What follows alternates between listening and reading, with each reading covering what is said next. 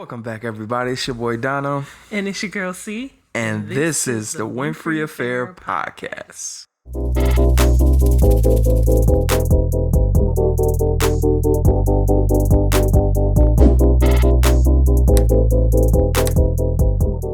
All right, everybody. We want to say hello. Hey to some. How y'all doing to some of y'all? And how y'all doing to some of y'all? And what y'all been up to? And, that's been so long. Oh man. So it's been a minute, y'all. It has been a minute. It's been a whole hot minute. A whole minute. But we are back, and we're glad to be back. Little quick update.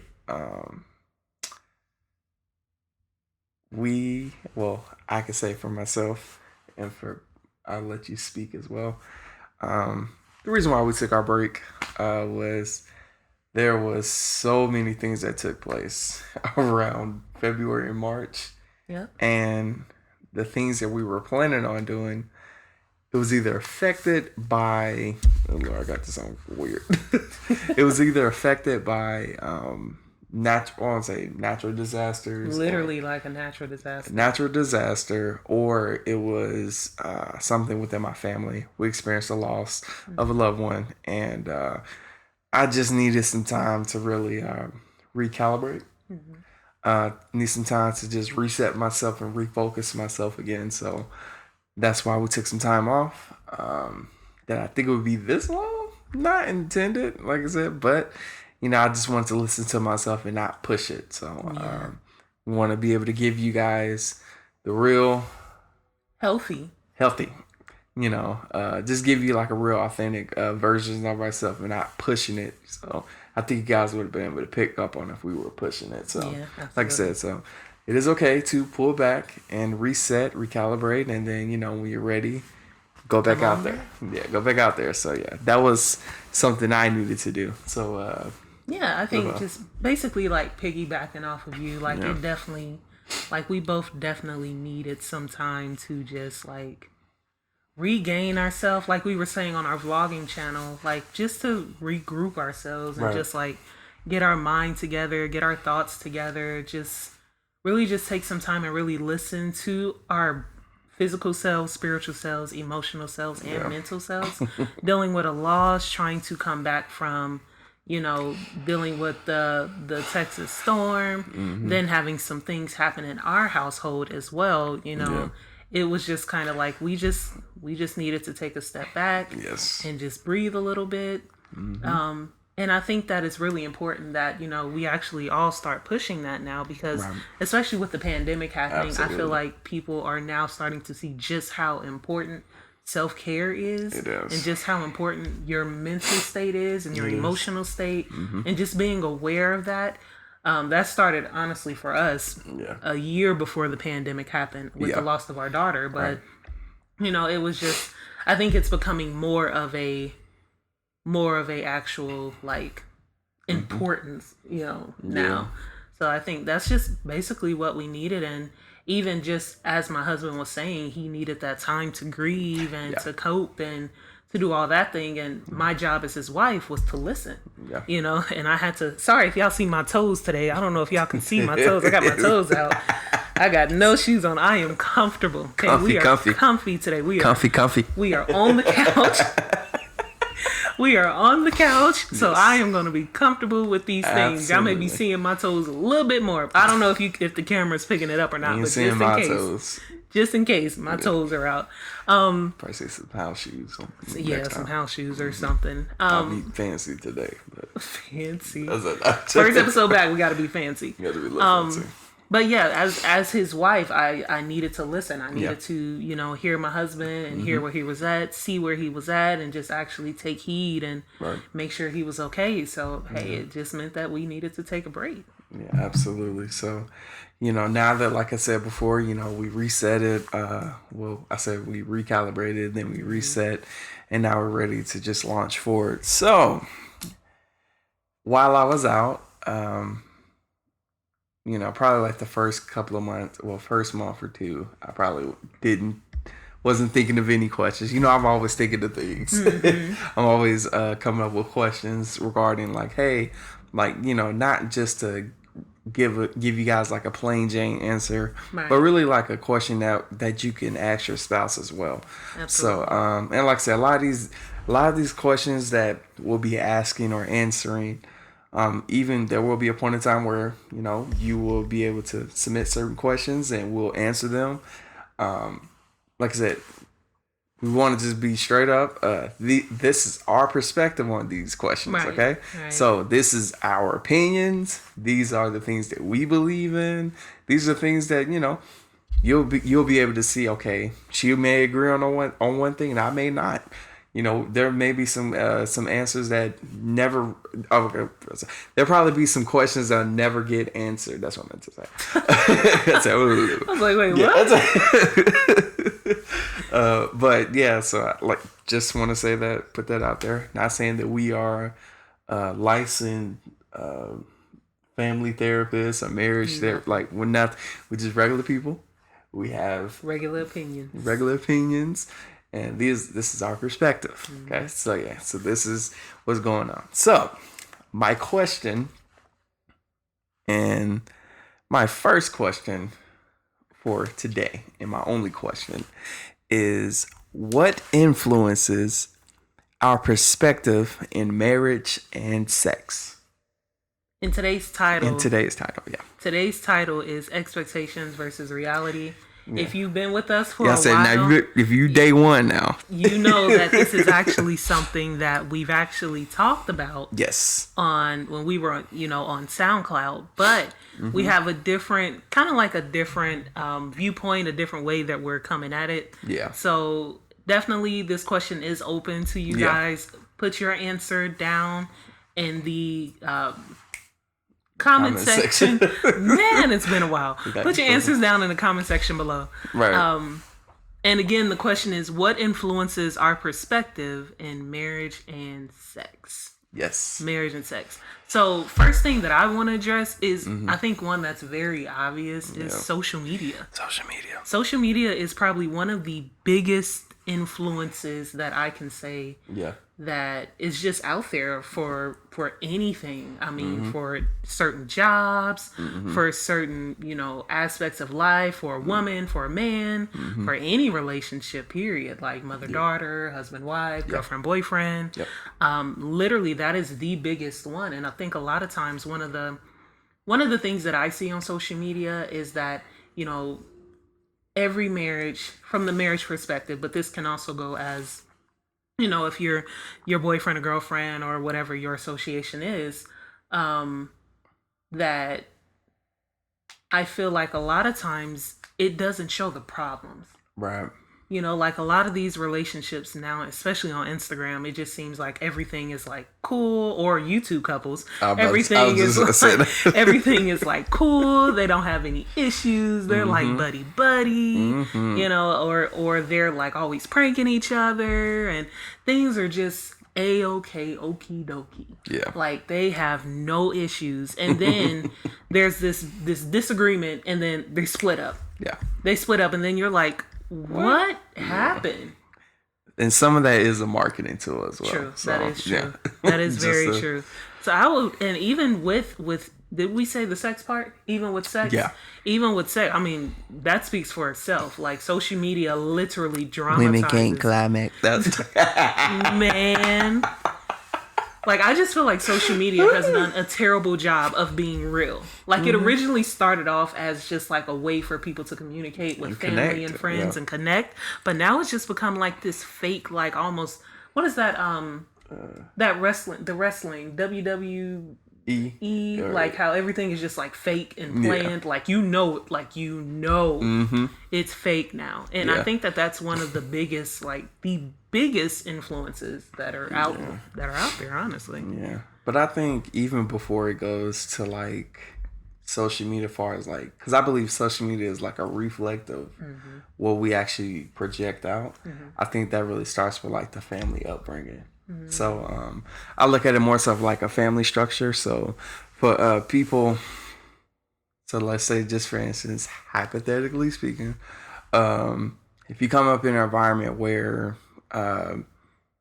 let's say, you didn't have both parents at home, Right.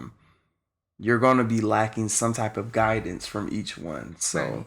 say for instance, the more common thing is, single parents, single mothers. Right. So if you're a young man, or if you're a boy and you're growing into your teenage years, far as just your perspective on women is going to be skewed, because you only have one side True. kind of So telling true. you, like, what you're supposed to do, what you're not supposed to do. A lot of times, majority of those times, it is kind of from a negative skew standpoint.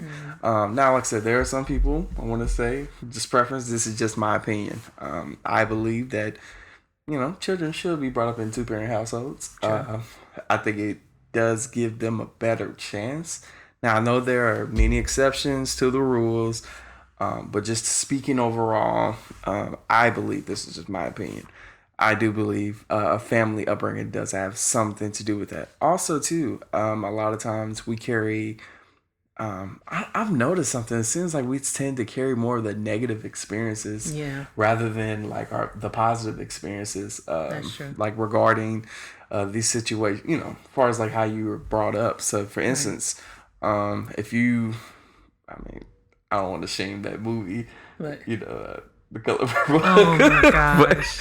but like I said, if you were brought up, watching The Color Purple, you'll think that every man is an abuser, or a woman beater. or a woman. You know what I'm saying? So that's a whole nother thing right there. But I think, like I said, just going back to what I was saying earlier, I think a lot of times, like I said, I think our family upbringing has a lot on what we project, and I think that's what really causes social media to be that way. So because it's projected that, families are only one-sided, you can't have both in there, because for some reason we're both trying to be equal rather than just fall into the actual family flow chart. And I'll go deeper into that another day. But that's what I'm saying. I think a lot of times it has a lot to do with upbringing. A lot of people giving younger generation, don't do that, do this, go after this, don't chase this, go after that. And we kind of in the mess that we see right now. So Yeah. yeah. And even like I even thought about like how, even with like society has such a huge role on the family upbringing, Yeah. because just how we're viewed at in society is like how we come into the marriage, and then how we raise our kids, and that's Yep. family upbringing right there. But another thing that I even think about is our religious beliefs, Yeah. and how that can heavily, Yeah. I think that may even be bigger than the social media one. I stand corrected, honestly, now that I think about it. Yeah. Because it's just like how you were taught. And, for our experiences, we were raised up in the grand old Church of God in Christ. Oh, that's what. And I mean, we learned some great things there. We did, but we also learned some things that, could have been other people's preferences. Right, I don't yeah. think that it was just the whole entire denomination. Oh, yeah, 100%. I believe that it was who we were up under and their preferences, and how they view the role of a man, the role of a woman, how we should, not not date. We shouldn't do anything. Don't you have sex before marriage? Don't you do nothing? You don't do nothing until you get married, and then it's like when you get into the marriage, it's like, now what do I do? Because the bed is undefiled. So. what do I do? Right, that's what they would say. The bed is undefiled, but nobody ever actually taught like how to be a wife, how to be a husband, how to address finances, how to talk about, how to communicate, how to compromise, how to submit, how to do all of this stuff, because there's more to submission than just saying, oh, okay, honey, I'll listen to you. It's way deeper than that, and we'll get into that in another episode too. I just feel like there are so many things that were missed. Yeah. And even for some religions I know where they literally they don't even encourage marriage. Yeah. They don't. Some of them say you just gonna be celibate. Yeah. Which means you abstain from sex and marriage. Yeah. That's insane. You know, so for Well, those of I you wouldn't out say there that. who are saying you celibate, I encourage you to go look up the definition of that word, because that means and marriage Yes. at the same time. Yeah. So, so woo, we got a net or something in here that's flying around. What is that? Yeah, there's a little net. See, y'all, why didn't y'all tell us about Texas is a whole different beast. the bugs I'm down like, yo, the amount of bugs is ridiculous. Okay, listen, I've always been a Midwest type of guy. Let me talk to Mike. I've always been a Midwest type of guy. Occasionally, you'll see some stuff here and there, but it's like since I've been down here, it's been on steroids. Like the amount, like is I think by now I've already killed so many much more like in the last 3 years, just in this year combined. It's terrible. They're tame down here. Honestly, I don't even know, and we have stuff in place to keep them from coming in, and they still come in. Right. So I've never dealt with this amount before, and it's getting worse because it's the summer. So yeah, that's a whole nother thing. Yes. But what were we talking about? we were talking about what influences our perspective in marriage and sex. Yeah. And you were talking about religious teachings or religious backgrounds. Yeah. Oops. Oop. Sorry, y'all. Yeah, we trying to get back, y'all. We gotta get back. You gotta extend some grace. But yeah, so I definitely believe that religious teachings is a big one as well, because it's just like, we're taught how to view a man. We're taught how to, I can only speak from a woman's point of view. Right. We're taught that, hey, purity culture, you got to remain pure in order for the Lord to bless you with a man. Yeah. And if you don't remain pure, then he's not going to bless you with a man. We're taught that we need to keep ourselves and all of this stuff. And when we get into the marriage, it's almost like we lose our identity. We lose ourselves because as a woman, we don't know who we are. True. Once we get married, unless we go through this long cycle of singlehood, and then by the time we're 30 or 40, it's kind of like, oh, well, why ain't you married yet? Well, right. What do you mean? I don't know who I am. Or, in other situations, you get married and then you have to go through a season of finding yourself and your identity outside of your marriage, and you just got married. So you're trying to find your identity as yourself, as a wife, as a mother. If you have a baby, like as soon as you get married, it's just like, it's so many things, and I just feel like if people would actually have classes, about what is marriage for not just married people, but also people who are aspiring to be married or be in relationships. They would have seminars or something like, hey, this is what you need to prepare for. This is how to have a conversation with your husband about money, because that's the number one thing that causes divorces. It's finances. So, here's how to compromise. Here's how to, here's how to do this. Here's how to do that. Here's how to find yourself. Find more character building things, not only for the woman, but for the man. And so that when we come together, we're both not scrambling, trying to figure out who we are and what we need to do. Yeah, I think, like, just to piggyback off that as well, I think at times, especially for the streams that we came out of, and us being Christians, biblical Christians, but I think a lot of times they put more emphasis on spirituality, and then like it's like spiritual versus natural. But I mean, I know, I'm not saying we need to be carnal, but Bible does says first natural, then spiritual. So I think a lot of times, like I said, for the streams that we came out of, it was heavy emphasis on the prophetic and deliverance and all those things. And they are very important. They are. And you should flow. I might add, absolutely. You should be able to tap into those things. But I think at times, when you come home, you're not going to be in spiritual warfare. You know what I mean? Like, we have to be able to coexist with each other. I was saying earlier, I think a lot of times there has to be a healthy balance. You think about it, I mean, not to get too theological, but, Jesus Christ was 100% God and 100% man. Absolutely. And I think a lot of times we try to downplay our humanity, or we try to downplay, like, our outlook on our emotions. So we try to downplay our outlook on our mental space. And what I'm saying, so let me clarify, as far as what I mean by emotions and our mental, I'm not saying, especially for emotional sides, I'm really talking towards the guys. I'm not saying be aware of your emotions, but don't lead with your emotions. And what I mean by that is, don't like have someone else to like vet you through that. Don't just just be like, you know what, I quit, or you quit your job, or you quit this assignment, or you quit this project you were supposed to be doing.